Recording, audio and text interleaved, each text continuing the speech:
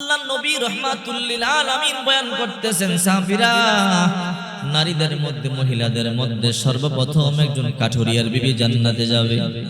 এই সংবাদটা শুনবার পরে সাহাবীরা আশ্চর্য হয়ে গেল। নারীদের মধ্যে সর্বপ্রথম যেই নারী জান্নাতে যাবে সে হলো কাঠুরিয়ার বিবি। এই সংবাদটা যখন ফাতেমা রাদিয়াল্লাহু তাআলা আনহার কাছে গেল, ফাতেমা আল্লাহর পয়গম্বর বয়ান করেছেন নারীদের মধ্যে সর্বপ্রথম জান্নাতে যাবে একজন কাঠুরিয়ার বিবি। ফাতেমা আশ্চর্য হয়ে গেল। রাসূল করিম সাল্লাল্লাহু আলাইহি ওয়াসাল্লাম বলেছেন, ফাতিমাতু সাইয়্যিদাতু নিসাই আহলিল জান্নাহ, ফাতেমা জান্নাতের রমণীদের সর্দারিনী। ফাতেমার ব্যাপারে আল্লাহর পয়গম্বর বলেন, ফাতিমাতু বিজাতুম মিন্নি, ফাতেমা আমার দেহের অংশ, কলিজার টুকরা। আল্লাহর পয়গম্বর বলেন, ফাতেমাকে যে খুশি করে আমি পয়গম্বরকে খুশি করে, আর ফাতেমারে যে কষ্ট দেয় আমি পয়গম্বরকে সে কষ্ট দেয়। চিন্তা করে দেখেন, ফাতেমা আশ্চর্য হয়ে বলে, আল্লাহর নবী বলেন আমি জান্নাতের রমণীদের সর্দারিনী, অথচ আমার আগে জান্নাতে যাবে বুঝলাম না। ফাতেমা আশ্চর্য হয়ে গেল। মা খাদিজার কথা বললেন না, ফাতেমার কথা বললেন না, মারিয়ামের কথা বললেন না, আসিয়ার কথা বললেন না, অথচ আল্লাহর পয়গম্বর বলেন এই দুনিয়ার মধ্যে সবচেয়ে দামি নারী চারজন। এক নম্বরে আফজালুন নিসাই আহলিল জান্নাত খাদিজা বিনতু খুয়াইলিদ ওয়া ফাতিমা বিনতু মুহাম্মদ ওয়া মারইয়াম বিনতু ইমরান ওয়া আসিয়া বিনতে মুজাহিদ। এই দুনিয়ার মধ্যে সবচেয়ে দামি নারী চারজন। এক নম্বরে মা খাদিজা, দুই নম্বরে ফাতিমা, তিন নম্বরে মারইয়াম ঈসা নবীর মা, চার নম্বরে আসিয়া ফেরাউনের বিবি। আল্লাহর পয়গম্বর বলেন এই চারজন নারী দুনিয়ার মধ্যে সবচেয়ে দামি জান্নাতি নারী, অথচ এদের কথা বললেন না। আল্লাহর পয়গম্বর বললেন নারীদের মধ্যে সর্বপ্রথম জান্নাতে যাবে একটা কাঠুরিয়ার বিবি। ফাতেমা রাদিয়াল্লাহু তাআলা আশ্চর্য হয়ে গেল, ওই মহিলাটাকে আমাকে একটু দেখতে হবে। ফাতেমা রাদিয়াল্লাহু তাআলা আল্লাহর পয়গম্বরের কাছে গিয়ে বলে, আব্বা জান, আপনি বলেছেন আমি জান্নাতের রমণীদের সর্দারিনী, অথচ আমার আগে একটা কাঠুরিয়ার বিবি জান্নাতে যাবে, আমি বুঝলাম না। আল্লাহর পয়গম্বর বলে, হ্যাঁ এটাই ঠিক, তোমার আগে সে জান্নাতে যাবে। ফাতেমা বলে, আব্বা জান, ওই মহিলাটাকে আমি একটু দেখতে চাই যে আমার আগে ও জান্নাতে যাবে। রাসূল করিম সাল্লাল্লাহু আলাইহি ওয়াসাল্লাম বললেন, ফাতেমা রে, এমন কিছু কিছু নিয়ামত আছে যেই নিয়ামত আল্লাহ তাআলা দুনিয়াতে দেখান না, আখিরাতে দিবেন, জান্নাতে দিবেন, এই মহিলাকে তুমি দেখতে পারবা না। ফাতেমা বলে, আব্বা জান, আপনি আমাকে ঠিকানা দেন, আমি চেষ্টা করে দেখি, আমি তাকে দেখবো, তার সাথে কথা বলবো। আমারও আগে যে জান্নাতে যাবে আমি তাকে এক নজর দেখতে চাই। আল্লাহর পয়গম্বর বলেন, দেখতে পারবা না। ফাতেমা বলে, আপনি অনুমতি দেন, আমি চেষ্টা করি। বারবার বলবার পরে আল্লাহর পয়গম্বর বললেন, যাও যাও, অমুক পাহাড়ের চূড়ার মধ্যে গিয়ে দেখবা সুন্দর একটা ঘর, ওই ঘরের ভিতরে একটা মহিলা আছে, ওই মহিলাটাই তোমার সাথে জান্নাতে যাবে, বরং তোমার আগে যাবে। ফাতেমা রাদিয়াল্লাহু তাআলা রওনা করলেন। ইমাম হাসান বলে, ও মা, ইমাম হুসাইন বলে, ও মা কই যাও? বলে, যাই পাহাড়ি এলাকায় একটা মহিলার সাথে একটু কথা বলবো। ইমাম হুসাইন এই কথা বলবার পরে ফাতেমা রাদিয়াল্লাহু তাআলা বলে, ও ফাতেমা বলে, চলো তাহলে আমার সাথে চলো। ইমাম হুসাইন বলে, মা আমি যাব তোমার সাথে। ছোট্ট বালক ইমাম হুসাইন। ফাতেমা কই, তাহলে চলো, তুমি আমার সাথে চলো। ইমাম হুসাইনকে নিয়ে রওনা করলেন। যেতে যেতে ওই পাহাড়ি এলাকার মধ্যে চলে গেল, গিয়ে দেখে ছোট্ট একটা ঝুপড়ি। ফাতেমা রাদিয়াল্লাহু তাআলা সালাম দিলেন, ভিতর থেকে জবাব আসলো। জবাব আসার পরে ফাতেমা রাদিয়াল্লাহু তাআলা আনহাকে বলে, আপনি কে? ফাতেমা বলে, আমি নবীজির কলিজার টুকরা খাতুনে জান্নাত ফাতেমা। কেন আসলেন? ও বোন, তোমার সাথে একটু দেখা করব, কথা বলবো। ওই মহিলা কাঠুরিয়ার বিবি বলে, ও ফাতেমা, আমি আমার স্বামীর অনুমতি ছাড়া কোন পুরুষের সাথেও দেখা করি না, কোন মহিলার সাথেও দেখা করি না। পুরুষের সাথে দেখা করা দূরের কথা, মহিলার সাথেও দেখা করি না। আপনি আগামীকাল আসবেন, আমি আমার স্বামী থেকে অনুমতি নিয়ে রাখবো। ফাতেমা কই, ঠিক আছে, আগামীকাল আসবো। ফাতেমা রাদিয়াল্লাহু তাআলা আনহা চলে গেলেন। পরের দিন স্বামী আসার পরে স্বামীকে বলল, ও স্বামী আমার, আল্লাহর নবী রাহমাতুল লিল আলামিনের কন্যা ফাতেমা আসছিল আমাকে দেখার জন্য, কথা বলার জন্য। আপনি অনুমতি দিলে আগামীকাল আসবে, তার সাথে দেখা করব, কথা বলবো। এইবার স্বামী বলল ঠিক আছে, আগামীকাল আসলে দেখা করবা, কথা বলবা, কোনো বাধা নাই। এরপরের দিন ফাতেমা রাদিয়াল্লাহু তাআলা আনহা রওনা করলেন। ইমাম হুসাইন বলে মা কই যাও? বলে ওই কাঠুরিয়ার বিবির সাথে কথা বলবার জন্য যাই, দেখা করবার জন্য যাই। হুসাইন বলে মা তুমি আমারে নিয়ে যাও। ফাতেমা বলল চল। রওনা করলো। যেতে যেতে ওই জুপরির পাশে চলে আসলো। সালাম দিল, কে আপনি? আমি নবীর কন্যা ফাতেমা। সাথে কে? বলে হুসাইন। বলে হুসাইনকে নিয়ে আসছি, তোমার সাথে দেখা করব, কথা বলবো। কাঠুরিয়ার বিবি বলে ও ফাতেমা, আপনার সাথে দেখা করবার অনুমতি নিয়েছি, হুসাইনের সাথে দেখা করবার অনুমতি নেই নাই। অতএব আজকে দেখা হবে না, আপনি চলে যান। আগামীকাল আমি হুসাইনের সাথে দেখা করবার অনুমতি নিয়ে রাখবো। এরপরের দিন তৃতীয় দিন ফাতেমা রাদিয়াল্লাহু তাআলা আনহা বলল ঠিক আছে আসবো। তৃতীয় দিন ফাতেমা রাদিয়াল্লাহু তাআলা আনহা রওনা করলেন। বড় সন্তান ইমাম হাসান বলে মা কই যাও? বলে কাঠুরিয়ার স্ত্রীকে দেখবার জন্য যাই। বলে আম্মা আমাকে নিয়ে যাও। ফাতেমা রাদিয়াল্লাহু তাআলা আনহা বললেন চল। দুইজন ছোট্ট বালককে নিয়ে রওনা করলো।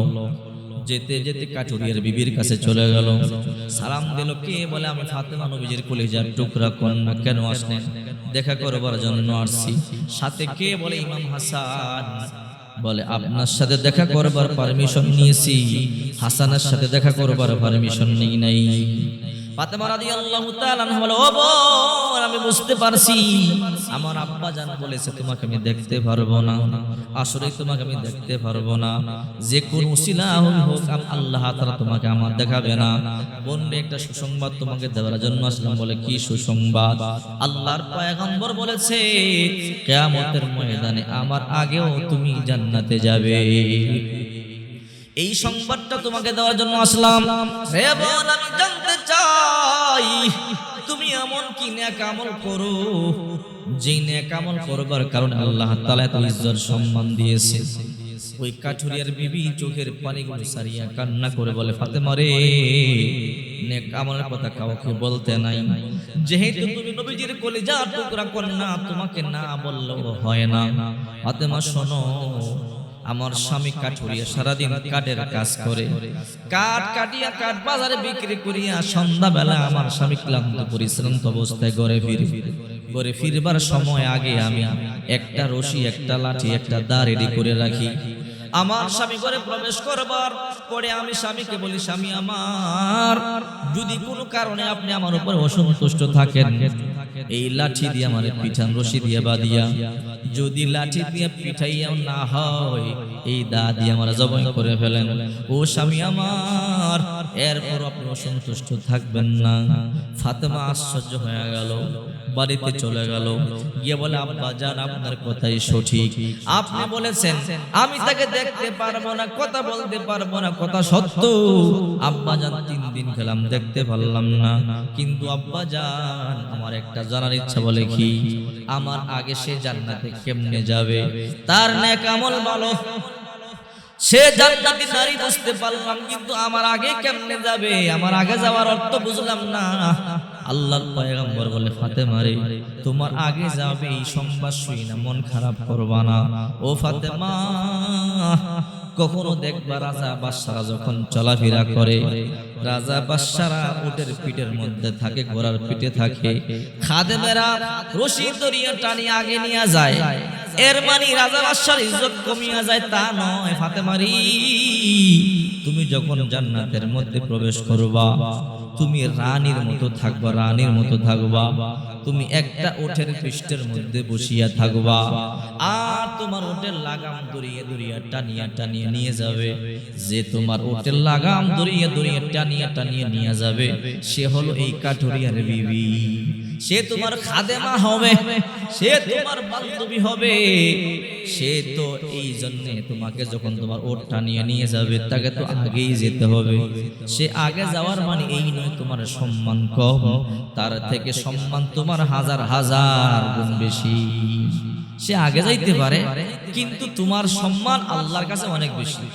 বিশ্বনবী মুহাম্মদুর রাসূলুল্লাহ সাল্লাল্লাহু আলাইহি ওয়াসাল্লাম বলেন, ফাতিমাতু সাইয়্যিদাতু নিসাই আহলিল জান্নাহ, ফাতেমা জান্নাতের রমণীদের সর্দারিনী।